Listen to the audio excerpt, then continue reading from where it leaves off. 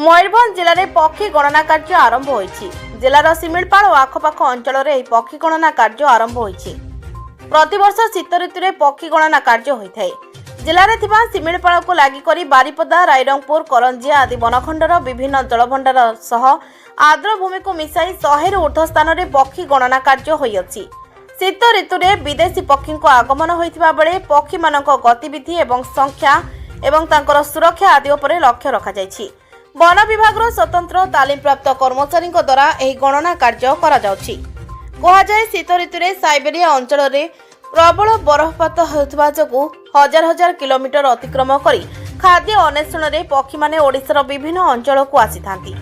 मयूरभंज जिलार बड़जोड़, जंभीरा, राजाबंध, काल, नेता, बांकबल, नेसा, सुलेईपाट परी बृहत जलाशय गुड़िकरे आश्रय नहीं थांती।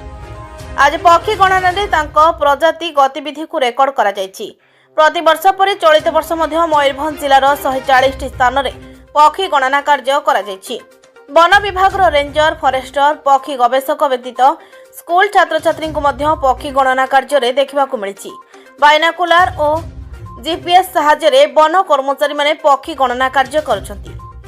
मो ना आकांक्षा थया पंचम मु डैम को आसली बहुत किसी नुआ नुआ पक्षी देखिली मु बहुत खुशी लगुच मते सर मैंने आसी मते शिखाई देले मुझे बहुत खुशी लगुच।